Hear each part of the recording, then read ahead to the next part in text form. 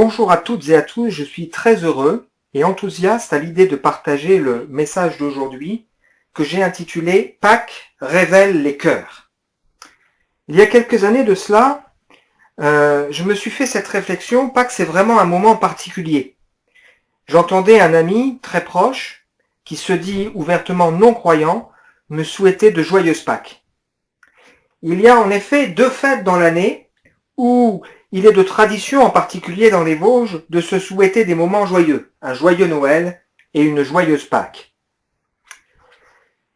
Ce matin, nous allons évoquer ensemble une Pâques historique. Les disciples ne s'attendaient pas à vivre ce moment particulier lorsqu'ils fêtaient cette Pâques juive. Nombreux sont les analystes qui, aujourd'hui, nous disent que l'année 2020 est une année historique dont on reparlera longtemps, probablement qui fera l'objet de plusieurs chapitres dans les livres d'histoire. On assimile la période que nous vivons à une troisième guerre mondiale. Le monde entier a les yeux rivés sur un virus aux conséquences incroyables. On cherche comme un trésor du gel hydroalcoolique qui ne vaut rien sur le plan monétaire, ou encore des masques dont la valeur marchande est dérisoire. Le baccalauréat de cette année sera pour la première fois sans examen. En 1968, il s'était transformé en un grand oral. L'Euro de football est reporté, les Jeux olympiques aussi. Nombreuses sont les compétitions sportives qui sont annulées. Je suis personnellement amateur de vélo. On sait que le Tour d'Italie est désormais annulé, qu'il y a environ 250 épreuves cyclistes qui, depuis le début de cette année, ont déjà été annulées. Et on est en train encore de spéculer sur le possible Tour de France, sans doute à une date ultérieure. Le PIB connaît une baisse historique, et puis le temps s'en mêle. Il y a une dizaine de jours de cela, nous avons connu des matins de neige, et puis nous connaissons aujourd'hui des températures proches d'un mois de juillet. Il paraît que le mois de mars est le 10e mois consécutif avec des températures qui sont supérieures à la moyenne. Alors ce matin, bien sûr, je ne suis pas là pour faire une analyse de notre actualité, mais pour essayer de comprendre, de partager ce que Dieu veut nous dire. Aussi, je vous invite à considérer un passage extraordinaire qui nous servira d'introduction afin de réfléchir ensemble autour de ce sujet. Pâques révèle les cœurs. Nous avons la bonne habitude de débuter nos cultes par la lecture d'un passage biblique, et depuis que nous faisons ces messages via un enregistrement, j'introduis le sujet par un passage de la Bible. J'aimerais ce matin prendre un passage assez long, mais qui se suffit à lui-même. Paul écrit dans la lettre aux Philippiens, une église avec laquelle il a des liens fraternels particuliers, au chapitre 2, « N'avez-vous pas trouvé dans le Christ un réconfort, dans l'amour un encouragement, par l'esprit une communion entre vous? N'avez-vous pas de l'affection et de la bonté les uns pour les autres? Rendez donc ma joie complète. Tendez à vivre en accord les uns avec les autres, et pour cela, ayez le même amour, une même pensée et tendez au même but. Ne faites donc rien par esprit de rivalité ou par un vain désir de vous mettre en avant. Au contraire, par humilité, considérez les autres comme plus importants que vous-même. Que chacun regarde non ses propres qualités, mais celles des autres. Tendez à vivre ainsi entre vous, car c'est ce qui convient quand on est uni à Jésus-Christ. » Et Paul va enchaîner cette réflexion qu'il laisse à ses frères et sœurs pour les encourager à veiller, à ne pas avoir de tension entre eux, à éviter tout ce qui pourrait nuire à leur unité. Et c'est vrai que les raisons sont nombreuses. Il va les encourager en regardant vers Jésus-Christ.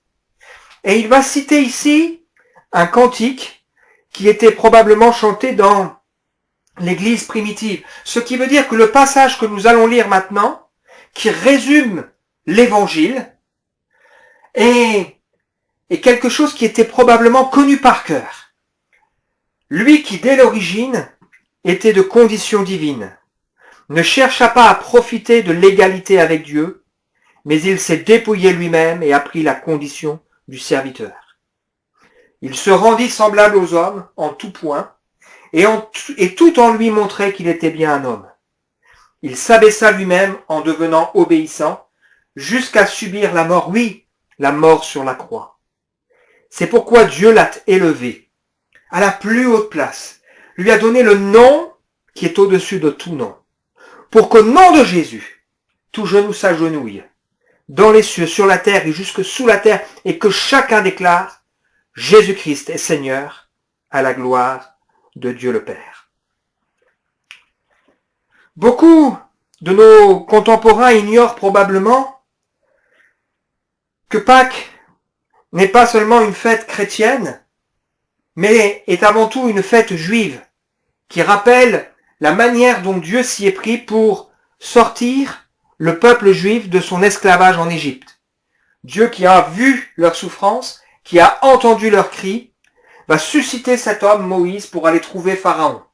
Et pour convaincre Pharaon et le peuple que c'est bien Dieu qui l'envoie et qu'il est important de se soumettre, il va envoyer des plaies destinées à faire réfléchir. Le but de Dieu était que le peuple juif puisse quitter son esclavage qui le rendait malheureux pour aller servir Dieu dans le pays promis. Laisse mon peuple afin qu'il me serve. Pâques s'écrit avec un S. Pourquoi ? Parce que la Pâque chrétienne, qui rappelle la mort de Jésus, sa résurrection, son ascension, est là aussi c'est produite le jour de la Pâque juive. Une fête solennelle durant laquelle tout juif devait venir à Jérusalem en famille pour ne pas oublier ce que Dieu avait fait pour eux.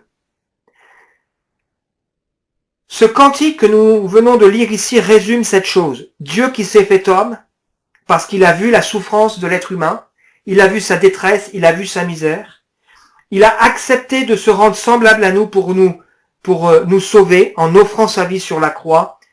Et Dieu qui a honoré le sacrifice de Jésus, l'a ressuscité, en montrant ainsi que Jésus-Christ est le nom, au-dessus de tout nom, le seul nom, par le moyen duquel nous pouvons être sauvés. Jésus-Christ n'est pas seulement mort, il est ressuscité. 104 fois, la résurrection est affirmée dans le Nouveau Testament. Jésus-Christ n'est pas seulement mort et ressuscité, il est monté au ciel. Plus de 30 fois cette réalité est mentionnée dans le Nouveau Testament. Il s'est assis à la droite de Dieu, où il intercède pour nous. Pâques, c'est ce qui fait de la foi chrétienne une foi extraordinaire, différente de la foi des autres religions monothéistes. Pâques, c'est ce qui fait de la Bible un livre unique. Pâques, c'est ce qui fait du Dieu de la Bible un Dieu tellement différent. Pâques, c'est ce qui fait de Jésus un sauveur extraordinaire. Pas seulement un prophète, pas seulement un homme qui est capable de faire des miracles, mais le sauveur du monde. Pâques, c'est ce qui occupera dans le ciel le chant des milliers d'anges et d'hommes et de femmes. On a ce texte dans le livre de l'Apocalypse qui nous dit que des myriades d'anges, des milliers de milliers d'êtres vivants, chantaient l'agneau qui a été immolé, est digne de recevoir la puissance, la richesse, la sagesse, la force, l'honneur, la gloire et la louange. Et ce texte ajoute que, juste après, toutes les créatures, dans le ciel, sur la terre et sous la terre, reprendront ce même cantique. L'agneau qui a été immolé est digne de recevoir la puissance, la richesse, la sagesse, la force, l'honneur, la gloire et la louange. Dieu nous invite aujourd'hui à reconnaître librement, volontairement, Jésus-Christ Seigneur. Et ce texte que nous avons lu en introduction nous rappelle que de toute façon, chacun sera obligé de le confesser un jour ou l'autre. Pâques révèle les cœurs. Qu'est-ce que Pâques montre dans ma vie ? Une simple religion où on veut se rassurer, quelque chose d'indifférent? Qu'est-ce que Pâques représente pour moi? Le chocolat, les lapins, les cloches, les RTT, le début des week-ends prolongés, les vacances de Pâques, les fêtes de famille, un bon repas autour d'un agneau? Je vous invite à considérer ce matin un simple verset qui devrait nous aider à comprendre que Pâques révèle les cœurs.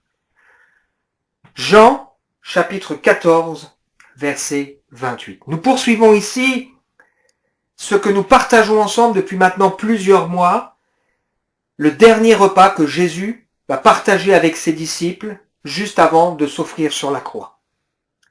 Aujourd'hui, nous allons considérer ensemble un simple verset. Jean, chapitre 14, verset 28. Vous avez entendu que je vous ai dit, je m'en vais et je reviens vers vous.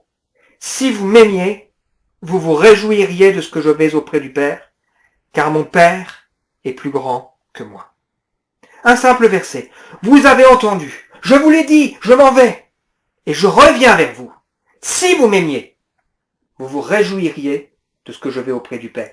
Mon Père est plus grand que moi. À travers ce simple verset, j'aimerais nous conduire dans 5 réflexions, 5 leçons pour nous. La première remarque que l'on peut faire, c'est que Jésus ne vit pas sa mort comme un échec et comme une fin. Il a dit clairement à ses disciples, je m'en vais. Il a annoncé que comme un grain de blé pour produire du fruit doit mourir, lui il va mourir publiquement. Je ne suis pas, si vous êtes amateur de feux d'artifice. Les feux d'artifice, il faut coordonner les couleurs, les emplacements. Parfois, on fait des feux d'artifice sur un fond musical qui raconte plus ou moins une histoire. Et il y a ce point commun, c'est que tous les feux d'artifice se terminent par un bouquet final. Où à ce moment-là, ça s'éclate de partout et ça en met plein la vue. C'est l'aboutissement, l'apothéose. L'année dernière, nous sommes allés au bord du lac de Gérardmer et nous avons assisté au feu d'artifice, je crois que c'était au 14 juillet, et j'étais marqué de voir qu'il y avait des gens qui étaient là et qui filmaient le feu d'artifice du début à la fin.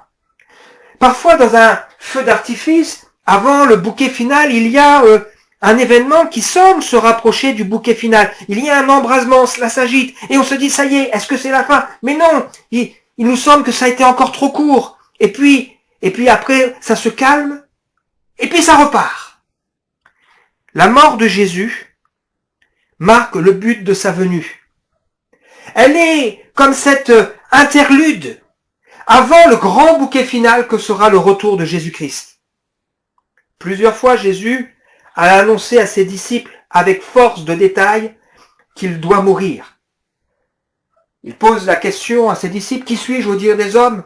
Pierre s'élance le premier pour dire, je crois que tu es le Christ, le Fils du Dieu vivant, et il dit, c'est extraordinaire, c'est Dieu qui t'a révélé cela. Et juste après, il ajoute, Matthieu chapitre 16, il faut que j'aille à Jérusalem, que je souffre beaucoup de la part des anciens, des principaux sacrificateurs et des scribes, c'est-à-dire des religieux, que je sois mis à mort et que je ressuscite au 3e jour. Nous avons lu aussi dans l'évangile de Luc, il y a quelque temps, le vendredi, lorsque nous le partageons ensemble, que Jésus va prendre les 12 à part auprès de lui. Il va dire, voici, nous montons à Jérusalem, on est là quelques jours avant Pâques, et tout ce qui a été écrit par les prophètes au sujet du Fils de l'homme s'accomplira. Jésus ne dit pas seulement ici que c'est les religieux qui vont le faire mourir, mais il dit que ce sont même les non-juifs.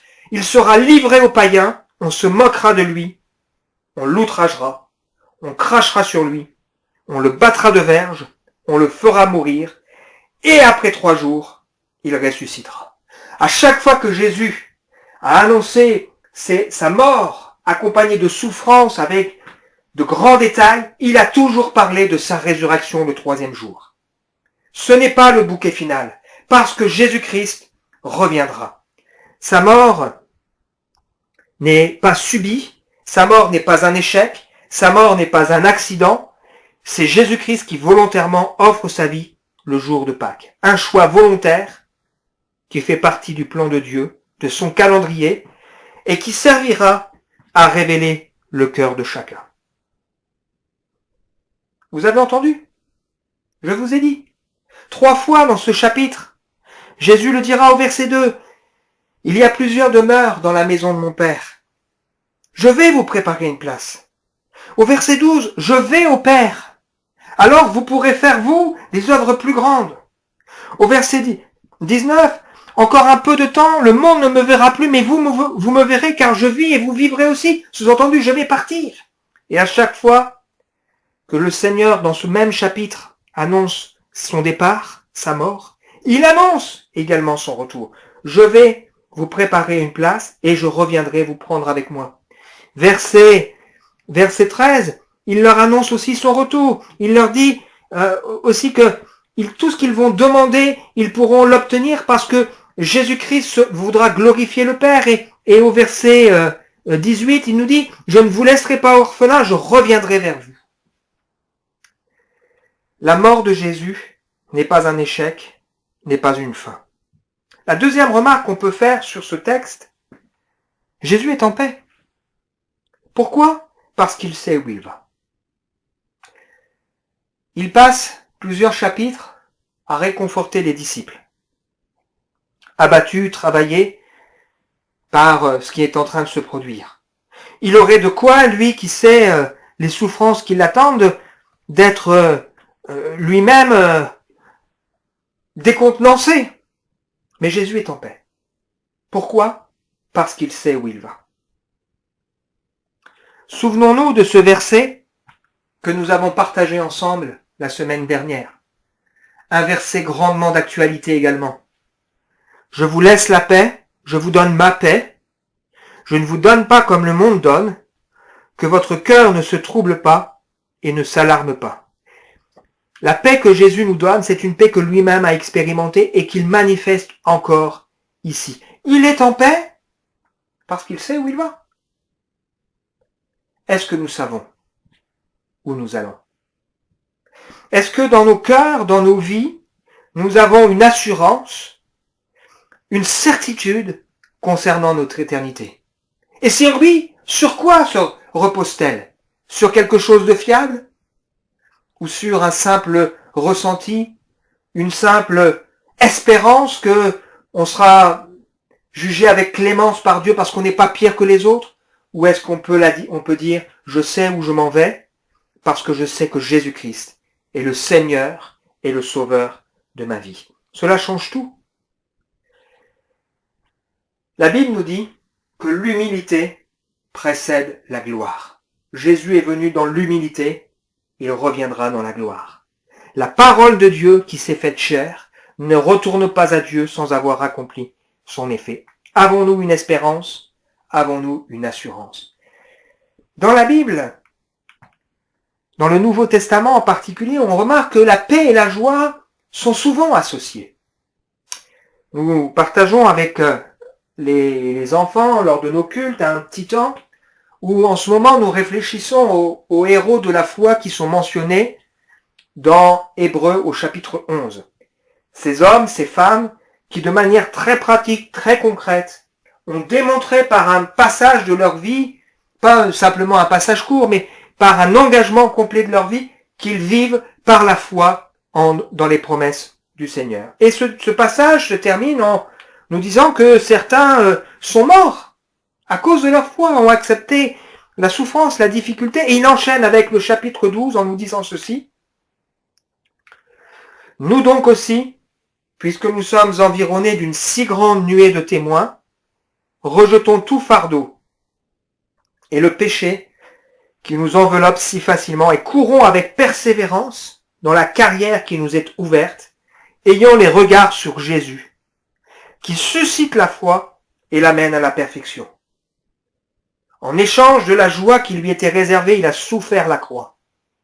Il a méprisé l'ignominie des hommes et s'est assis à la droite du trône de Dieu. Considérez en effet celui qui a supporté contre sa personne une telle opposition de la part des pécheurs, afin que vous ne vous lassiez pas l'âme découragée. Ce qui a tenu le Seigneur tout au long de sa vie, c'est qu'il savait où il allait.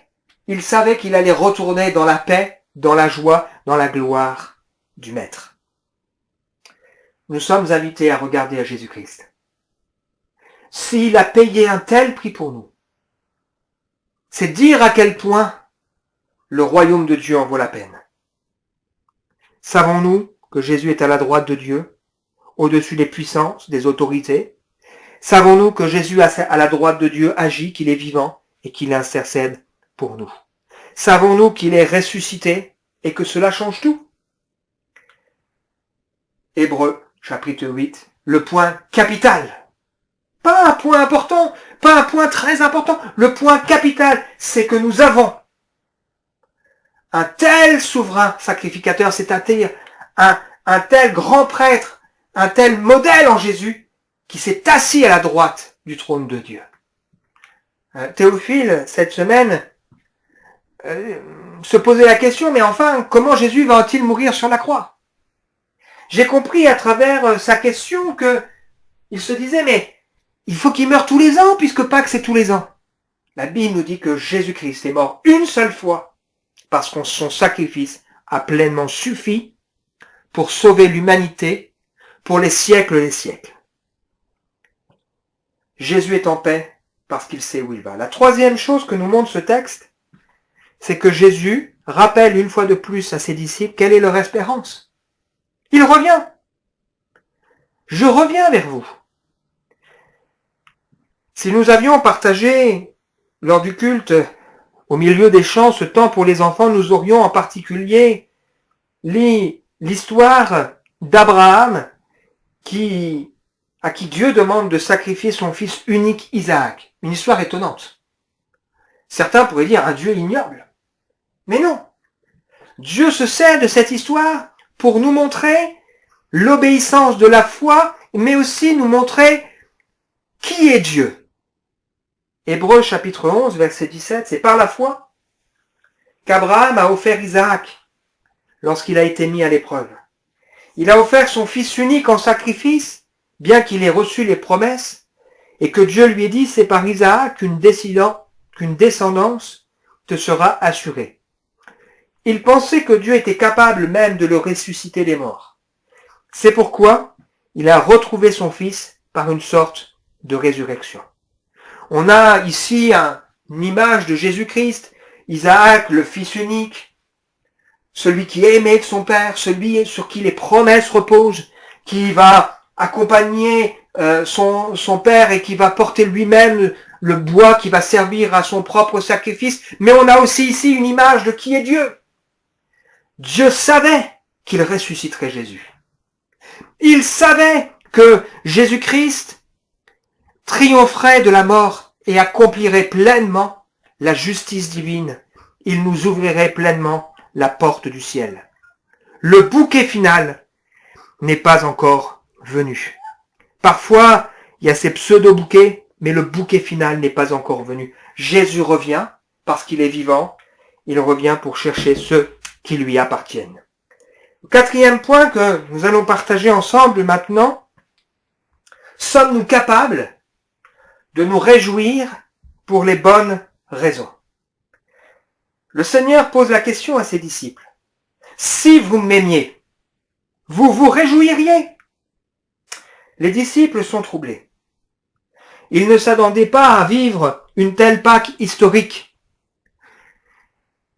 Ils sont attristés, ils sont apeurés, ils sont surpris aussi de ce que le Seigneur leur révèle.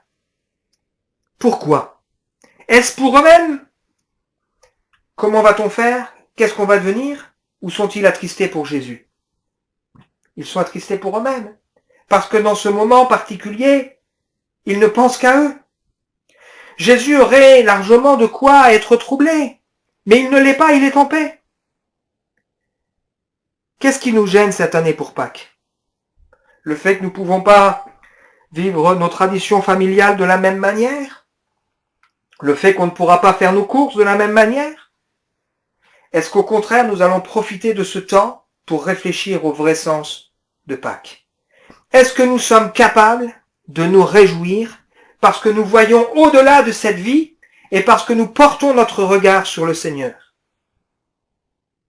La joie doit faire partie de la vie chrétienne. Pourquoi tant de gens n'ont pas envie de vivre la foi chrétienne? Peut-être aussi parce que les chrétiens, ou en tout cas ceux qui disent être chrétiens, ne montrent pas la joie extraordinaire qui les habite.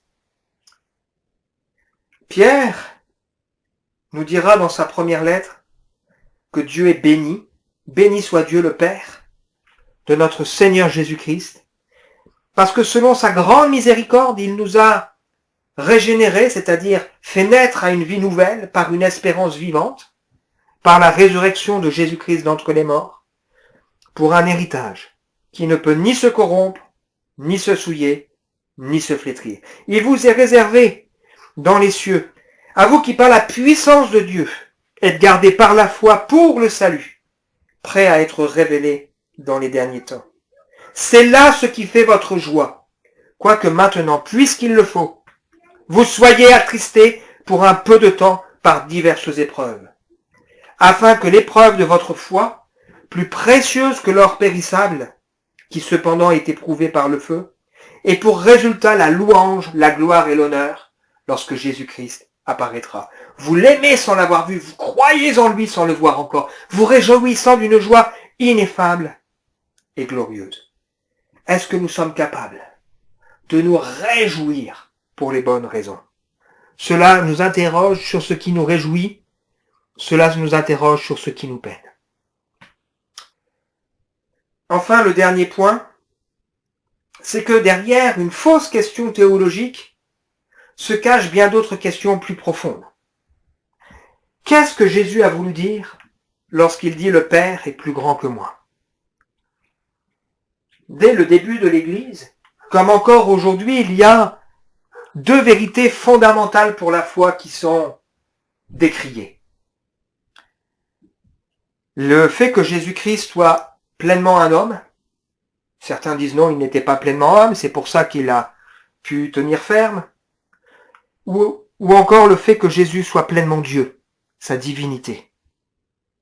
Les témoins de Jéhovah, par exemple, ne croient pas que Jésus soit pleinement Dieu. Et puis il y a une vérité qui est souvent moquée, c'est le fait que Jésus soit ressuscité. Mais pourtant ça change tout. La résurrection de Jésus atteste que son sacrifice a pleinement été agréé de Dieu, accepté par Dieu, qu'il est suffisant, mais elle atteste aussi que, effectivement, Dieu nous ressuscitera les uns et les autres. Elle atteste aussi qu'il y aura bien un jugement. Les gens qui nient la divinité de Jésus se servent de ce texte. Voyez, Jésus lui-même dit que son Père est plus grand que lui, il n'est donc pas son égal. C'est prendre un texte pour lui faire dire le contraire de ce que le Seigneur a voulu lui dire. Je ne vais pas maintenant m'employer à démontrer à travers la Bible que Jésus est bien Dieu. La parole était Dieu, la parole était avec Dieu, la parole était Dieu. Elle s'est incarnée pour venir jusqu'à nous. C'est l'introduction de cet évangile de Jean. C'est tous ces passages où Jésus dit que le Père et lui forment un, qu'il est un avec le Père. C'est cette prière qu'il formule dans le chapitre 17 de cet évangile où il dit qu'il retourne dans la gloire qu'il avait dès le commencement. Jésus a accepté de s'humilier, de s'abaisser, de devenir comme un simple homme. Il a accepté de se rendre dépendant du Père pour nous montrer l'exemple. Il a accepté de nous montrer que lui aussi avait besoin de prier, de s'appuyer sur Dieu, qu'il avait lui aussi besoin d'obéissance. Il a accepté d'ignorer un certain nombre de choses parce qu'il était un simple homme. Rappelons-nous le texte d'introduction. Il n'a pas retenu son égalité avec Dieu. Il s'est dépouillé lui-même, prenant une forme de serviteur, qu'il a paru comme un vrai homme, et Dieu l'a élevé, lui a donné le nom qui est au-dessus de tout nom, l'a souverainement élevé. Le Père est plus grand que moi, c'est une manière d'évoquer que Jésus-Christ part pour un royaume, une destinée qui est bien plus grande. Il part pour retrouver celui qui est le grand souverain omniscient, c'est-à-dire qu'il sait tout, celui qui est omnipotent, celui qui est omniprésent. La vraie question derrière ce texte n'est pas de savoir si Jésus-Christ est bien Dieu, c'est une assurance, c'est une certitude. La vraie question, c'est est-ce que nous aimons Dieu? Si vous m'aimiez, vous vous réjouiriez. La vraie question, c'est est-ce que nous aimons l'idée du retour du Seigneur? Nous nous réjouirions à l'idée que Jésus-Christ va revenir, nous prendre avec lui, révéler ceux qui lui ont fait ce choix de lui appartenir, ressusciter ceux qui lui appartiennent. La vraie question qui se cache derrière celle-ci, ou l'une des questions qui se cache derrière celle-ci, avons-nous véritablement une foi, une espérance, ou simplement une religion? La véritable question qui se cache derrière celle-ci, c'est qu'est-ce qui nous réjouit et qu'est-ce qui nous trouble? Est-ce que nous acceptons, est-ce que nos projets dépendent de ceux de Dieu? Est-ce que ce que nous avons entendu, nous le croyons? Nous l'espérons? Nous le vivons de manière concrète? Nous le serrons sur notre cœur? Si vous m'aimiez, vous vous réjouiriez. Mon Père est plus grand que moi. Conclusion, Pâques révèle les cœurs. Pâques révèle le cœur du Père, qui va jusqu'au bout pour que nous puissions être sauvés. Notre cause est perdue, mais Dieu sacrifie le tout pour que celui d'entre nous qui veut bien accepter de regarder la réalité de sa vie, de réaliser son incapacité à se sauver lui-même, accepte le sauveur que Dieu a donné au monde. Pâques révèle les cœurs, révèle le cœur du Fils qui nous a aimés au point de donner sa vie pour nous, qui nous prépare une place, qui est monté au ciel, qui prie pour nous, qui a envoyé le Saint-Esprit. Pâques révèle le cœur du Saint-Esprit qui vient pour convaincre nos vies, pour nous toucher, pour nous montrer cette réalité de tout ce que nous venons de partager depuis le début, qui atteste et qui révèle ces choses en nous, dans notre conscience, qui a mis aussi en nous la pensée de l'éternité. Pâques révèle le cœur de l'humanité. Le jour de Pâques, l'humanité a fait le choix de dire non à Jésus. Le jour de Pâques, il y avait autour de lui deux brigands. L'un a fait le choix de réfléchir à sa vie, de reconnaître sa misère et de demander au Seigneur de le sauver. L'autre est resté endurci. Pâques révèle les cœurs. Il révèle aussi mon cœur. Est-ce que je suis bouleversé par l'amour du Seigneur? Est-ce que je suis réjoui à l'idée de ce que le Seigneur a préparé pour moi? Je termine en nous posant cette question: qu'est-ce que Pâques montre de ma vie, de mes aspirations, et par ce que le Seigneur Jésus va être obligé de dire et de faire pour ses disciples à la fin de cet évangile de Luc. Il leur dit: c'est ce que je vous disais lorsque j'étais encore avec vous. Il fallait que s'accomplisse tout ce qui est écrit à mon sujet dans la loi de Moïse, dans les prophètes et dans les psaumes. Alors, il leur ouvrit l'intelligence, afin qu'ils comprennent les Écritures. Et il leur dit: ainsi il était écrit, et il fallait que cela arrive. Le Messie souffrirait, il ressusciterait le troisième jour. La repentance, le pardon des péchés, serait prêché en son nom à toutes les nations, à commencer par Jérusalem. Vous êtes témoins de ces choses. Voici, j'enverrai sur vous ce que le Père a promis. Quant à vous, je les invite à rester à Jérusalem jusqu'à cette réalisation à la Pentecôte. Soyez revêtus de la puissance d'en haut. Ma prière, c'est que le Seigneur nous ouvre l'esprit aux uns et aux autres pour que nous puissions comprendre la réalité de ce qu'est Pâques. Et pour que le Seigneur nous ouvre l'esprit, nous ouvre cette intelligence, ouvrons notre cœur. Pâques révèle les cœurs. Prions ensemble. Seigneur, merci pour ce texte simple que nous a donné de partager ensemble ce matin, qui nous rappelle cette vérité tellement extraordinaire. Jésus savait qu'il allait offrir sa vie, mais qu'il allait aussi ressusciter, qu'il partait auprès du Père. Jésus était en paix, Jésus était serein, parce qu'il savait que tu as toutes choses dans tes mains. Je prie, Seigneur, ce matin, pour que tu ouvres notre intelligence, que tu ouvres notre cœur aux uns et aux autres, pour que nous puissions comprendre le véritable sens de Pâques, que nous puissions accepter de t'offrir notre cœur, notre vie, pour te recevoir en nous, comme ce Seigneur et ce Sauveur. Oui, Pâques révèle le cœur du Père, qui a été jusqu'à sacrifier son Fils unique. Oui, Pâques révèle le cœur du Père, qui avait prévu de ressusciter Jésus. Pâques révèle le cœur du Fils, qui nous aime au point de donner sa vie, qui est vivant. Pâques révèle le cœur de l'humanité, qui a dit non à Jésus. Qu'est-ce que Pâques va révéler de mon cœur? Que ta grâce, Seigneur, soit et repose sur chacun de nous. Au nom de Jésus-Christ. Amen.